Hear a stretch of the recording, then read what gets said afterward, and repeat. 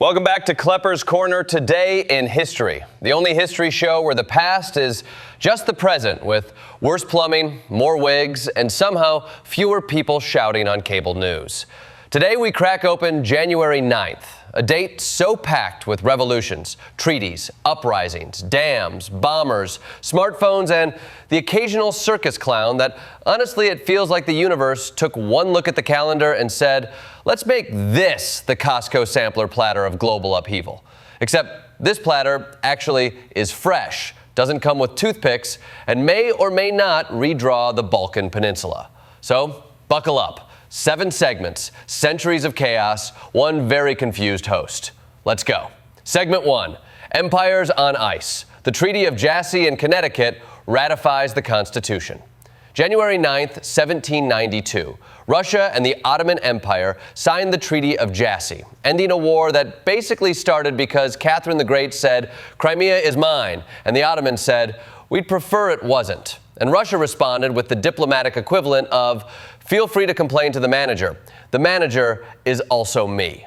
Russia walked away with Crimea, Odessa, and a new southern border, while the Ottomans walked away with a brochure titled, "So You're No Longer a Superpower." And also on January 9th, but across the Atlantic, Connecticut said, "Sure, fine, we'll ratify the Constitution." Connecticut, historically sandwiched between New York and Massachusetts like the turkey in a Puritan hoagie, knew that without a stronger federal government, New York would keep taxing its merchants like a troll under a bridge demanding payment in goats.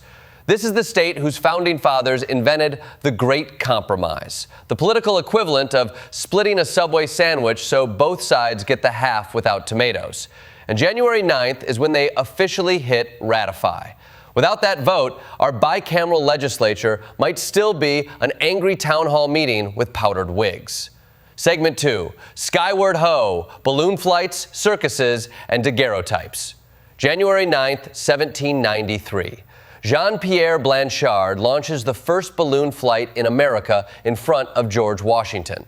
Washington hands him an official passport, basically saying, if a Frenchman and a floating bomb lands in your yard, please don't shoot him. Meanwhile, Jefferson is standing there taking notes like, could this fly me far away from political parties? Asking for a friend.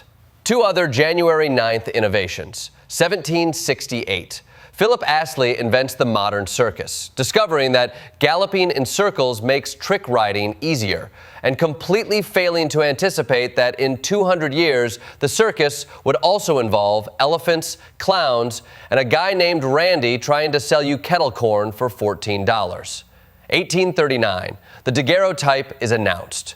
Humanity becomes instantly obsessed with photography, and we begin a centuries-long journey culminating in the modern art form of taking 41 pictures of the same plate of tacos. January 9th, a date that proves humans will do anything. Fly into the sky, stand on a horse, expose silver plates to escape boredom. Segment 3, America shoots, gets shot at, and opens the West Coast. Fort St. Philip, La Mesa, and the Star of the West. January 9th is apparently the day America does cardio by running straight into conflict.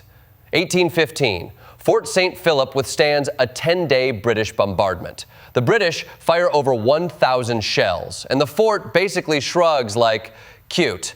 The garrison has 2 casualties, which in War of 1812 math is the equivalent of a paper cut. 1847, Battle of La Mesa, the final stand of California resistance. The Americans march in a hollow square formation, which is what happens when your commander says, defend the cows and the cannons. And you're like, all right, square it is. 1861, the Star of the West incident, the actual first shots of the Civil War. A merchant steamer tries to resupply Fort Sumter. Cadets from the Citadel shoot at it. The ship says, nope, and turns around. Major Robert Anderson at Fort Sumter chooses not to return fire, probably thinking, let's not start the war before breakfast. I love that the Civil War technically began because the South shot at a supply ship, not a battleship, not a fort, a floating Amazon delivery. Segment 4, Revolutions Are Us, Bloody Sunday and Panama. Martyrs' Day, 1905, Bloody Sunday. Russian workers march peacefully to the Winter Palace, carrying crosses and portraits of the Tsar, which is like going to Walmart holding a picture of the CEO to get better customer service. And the Imperial Guard responds by opening fire. The credibility of the monarchy collapses faster than a folding chair at a backyard barbecue, and the spark of revolution is lit. 1964, Panama. A torn Panamanian flag outside Balboa High School leads to riots, deaths, and the eventual beginning of negotiations that returned the Panama Canal to Panama. Imagine trying to explain that to someone today. So you're telling me the U.S. lost control of its most important shipping choke point because some students got into a flag dispute outside a high school? Yes, welcome to the Western Hemisphere. Please enjoy your stay. Segment 5. World Wars, Bombers, and Big Dams. Gallipoli, the Avro Lancaster, and the Aswan High Dam. 1916. The Gallipoli Evacuation. One of the few wartime retreats celebrated like a win. The Allies used drip rifles, guns that fire automatically when water drips into a pan, to fool the Ottomans. Imagine being the last Ottoman soldier on watch that night. Those British must really love firing guns at nothing. 1941. The Avro Lancaster makes its first flight. The RAF finally gets the bomber it always wanted. Fast, powerful, and capable of carrying a bomb so big that even video game designers look at the specs and say, "Tone it down, man." 1960. NASA begins construction of the Aswan High Dam by blowing up 10 tons of dynamite. Nothing says national infrastructure like starting with an explosion big enough to scare crocodiles into early retirement. The dam reshapes the Nile, creates Lake Nasser, and forces UNESCO to become the world's most heroic ancient temple moving company. Segment 6. Dissolution and Independence. Republika Srpska and the Sudan Peace Agreement. January 9th loves redefining maps. 1992. Republika Srpska declares itself a political entity. The rest of the world reacts like, "Please don't do that." And Bosnia's future collapses into a war that becomes the tragic Wikipedia page you're afraid to click. 2005. Sudan signs the Comprehensive Peace Agreement. A 20-year civil war pauses long enough for the South to gain autonomy, split oil revenues, and set up the referendum that creates South Sudan. This is one of the rare cases where a peace agreement does what peace agreements are supposed to do: lead to actual peace. Or at least the heavily qualified version of peace the 21st century is comfortable with. Segment 7. Shackleton, iPhones, Broadway, and the people behind the date. Finally, January 9th gives us 1909. Shackleton reaches the farthest south record, 88 degrees, 23 minutes. 97 nautical miles from the pole.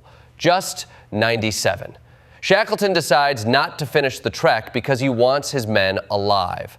This is the opposite of every modern workplace, where the boss would say, "If you die, you die. Just upload your progress to Slack."